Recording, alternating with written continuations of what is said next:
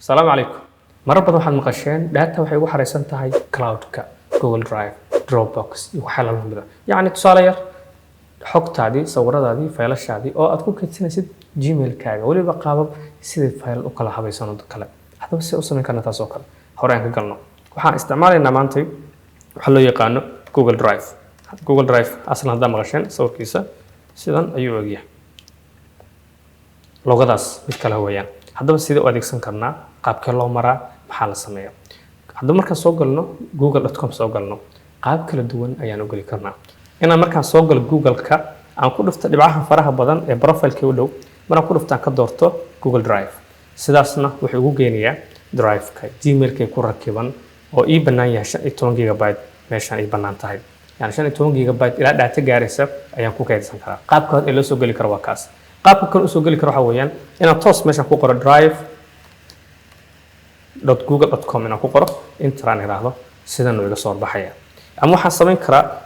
google-ka caadiga ah meesha wax laga search karayo ayaan ku qorayaa Google Drive markaan ku qoro meesha ugu horeysa ay soo baxaysa taas markaan ku dhufto dabcan waxay weydiin doonaa emailka aan ku isticmaalayaan dooranayaa toos wuxuu ii geenayaa asaguna sidoo kale sida meesha loo maro sidoo kale meesha ayaan kasii marayaa waxa kada yani kulligood waa wadooyin kala duwan ee lagu soo maro haddaba shaashadan hortaala hadda way maranta wax yaala ma lahan kor waxa ku qoran welcome to drive ku soo dhawow wax igu jira ma markaan folders ku dhufto markaan ku dhufto shaashada home ka imaado bogga kooda imaado wax igu jira ma lahan haddaba waxaan samaysan doonaa waxaan aad u jeclahay sawirada ubaxyada iyo bugaagta waxaan mid kasta inaan u samaysto folder ama gal u gooni ah oo virtual ah kabacdina dheetada ku jirta computer-kayga aan sidaa ku soo gashado xitaa bal aan faylal ku dhex abuuro aan adeegsado sidee ku hirgelin karnaa waxaan sameynaa qaybta ay ku qoran tahay new ma ku dhufanayna waxaan leenahay new folder waxaan la baxaya midka kale ubax ama ubaxyo waxaan doonaa u bixisado kaasaas igu samaysan yahay markaan sameeyo xaggan ay soo galasay kaga muuqata haddaba markaan gudaha u galo waxaan haddaan rabaa soo geliyo haddana waxaan leeyahay new waxaan leeyahay file upload yani file ku soo upload garay markaan ku dhufto wuxuu igeynayaa computer-kayga waxaan dooranayaa ubaxyadii markaan doorto waxaan leeyahay open markaan iraahdo halkan ay soo gelin sidii kaga muuqata toos waxa ii soo galay ubaxi kooda ay soo galay yani hadda markaan ka laabto oo ku dhufto file-ka ubaxyo aan ku dhufto gudihiisa ubax kale ku jira haddaba ubax kale aan rabaa inaan ku soo daro sidoo kale waxaan leeyahay add waxaan leeyahay file upload haddana ubax kale aan soo dooranayaa orkiida noocan loo yaqaan asna sidoo kale si degdeg ah u soo gal meeshaas haddaba okay hadda ubaxyada waan sameeyay haddaan rabo gal kale inaan sameeyo buugaagta quseeyo maxaa sameeynaya isla meesha ayaan tagayaa awal markaan oranayay file upload markaan dhahayo korkiisa waxa ku taal new folder oo ah gal cusub skii baan ku dhufanayaa waxaan leeyahay buugaag markaan iraahdo create baan leeyahay abuur asna waa abuur sida hadda idin muuqata galkayga hore ubax waxa igu ag yaala buugaag ayaa igu ag yaala haddaba sidoo kale sida asna gudaha u galayaa kabacdi ku dhufanayaa file upload ayaan oranayaa buugaagta waa kuwan marka hore waxa xasuustaan waxaan sameynay mid kasta gooni ayaan u dooranay oo hal baan soo gelin laakiin hadda waxaan sameyn karnaa inta shift computer la qabto haddaan doorto buugga kale labadoodaba oo hal mar open ay raahdo labadoodiba hal mar ayuu soo gelinayaa sida idin muuqan doontaba hal mar ayaa soo wada galeen marka hadda dib u laabto my drive ku dhufto halka waxa ii yaala buugaag iyo ubaxyo ayaa ii yaala mid saddexaad ayaan samaysan karaa oo ah macluumaad cilmi ayaan dhihi karaa famisa markaan saa ku samaysto sida idin muuqata saddex gal ayaa hadda ay samaysmay haddaba awal waxaan sameynaynay xog computer ku jirta ayaan soo qaadanaynay oo ku soo shubaynay haddaan rabo ka hor imid inaan halkan ku dhex abuuro haddaan halkan ku dhufto hadda oo computer-ka right click aan iraahdo right click markaan iraahdo labadaba waxaan leeyahay Google Docs oo kale ama waxaan samaysan karaa Google Sheets ama waxaan samaysan karaa Google Slides yani Google Docs waa midka aad taqaanin oo Microsoft Word ka ahayo kale oo yani lagu qori jiray Google Sheets wuxuu dhigmaa Microsoft Excel ayuu dhigmaa marka su'aal ahaan Google Docs ka saan ku dhufanayaa toos wax ii furaya meel cusub ayuu u geynayaa haddaba ciwaanka ayaan u samaysanayaa cutubka koowaad ayaan oranayaa halkaan macluumaad caadi iska gashanaya macluumaad waxaan niga xir macluumaad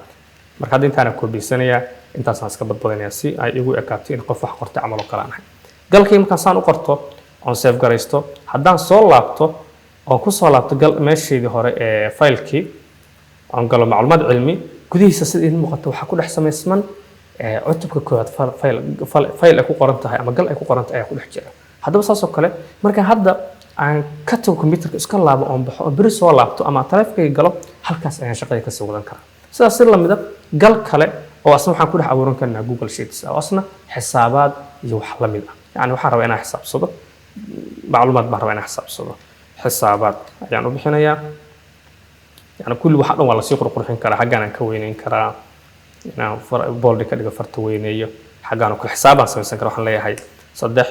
حاجانا كل فني أفر حاجانا كل قرية أفر كلا حاجانا كل قرية سديتن حاجانا كل قرية أفرتن حاجانا كل قرية سديتن ترون يرجع رأس القرني مرك فورما رأس السنة يا حارني يا لحي لم يتهاي كان أول غرفتي متكان مرك غرفته وحول كل سنة كاري مرتاحة حساب هذا هالك يقول دكسن يعني كان لو رفتي كان انت سو لميدي wax xisaab yar iska degdeg weeyaan hadda marka laabto oo haddana ku laabto galkaygii aha macluumaad sidoo kale file kale ayaa ugu dhex samaysman hadda ku laabto my drive-kii waxaan arkayaa file badan kala duwan in isag yaalaan oo hadda isku iskarab taxayeen haddaan korkaan taabto xariiqa iskor yaala wasu kay daba dhigi karaa mid kasta waxaan arki karaa inta uu file yahay wuxuu ka samaysan yahay cid abuurtay iyo wax la mid ah kullina sidaas ayaan ku maamulan karaa haddaba jaalayaal waxa ay si kooban oo file lagu samaysan karo Google Drive kaaga aad ku dhex samaysan kartid sidoo kale waxaan samayn karaa hadda waxaan sameeynay caadiyan Google Drive ka caadi gudihiisa ku dhex sameeyay marka ka waran hadii uu folderku marka hore ii yaalay banaanka yani hadda sawiraan banaanka yaala new folder ayaan samaystay xog muhiim ah ayaan oo la baxay sawiraantan hagan ay wada jiraan markay ugu jiraan waxaan ku soo laabanay meesha gal ku jira computerkayga oo hore u sameeyay oo offline aan ku samaystay oo internet ku jirin si uu soo galin karaa haddaba meesha waxaan ku dhufanay new folder waa baranay oo file cusub ayaan ku sameeynaa file upload haddaan yiraahnana hal sawir ama hal book ama hal wax baan soo galin karaa haddaba wuxuu sidoo kale leeyahay folder upload ayuu leeyahay oo aan gal dhammaystiran soo upload karay waxaan ku dhufanaa hadda oo tagno computerkayga aan desktop ka tago xogta dhammaystiran waatan xog muhiim ah ku qornay upload markaan iraahdo sidoo kale leeyahay folderka wuxuu ka kooban yahay afar shay moodar rabtana soo gelisid upload ayaan leeyahay haddaba sida hoos kaga muuqata halkaas ayuu soo ku wadaa waxa ka bacdi waa soo wada geli doonaa way waa soo wada galeen waa kan xaga ku yaal geeskan xog muhiim ah ku qoran kulli sawirada oo hal mar soo socdana way ku jiraan haddaba sida waxay ahay qaab kooban oo aad Google Drive ku adeegsan kartaa kuwa la midka kala duwan ee Dropbox waxa la midka ah mantiqiya iyo caqliga wada adeegsanayaan waa kan oo kale haddaba channel ka faa'iideysta una faa'iideeya assalamu alaykum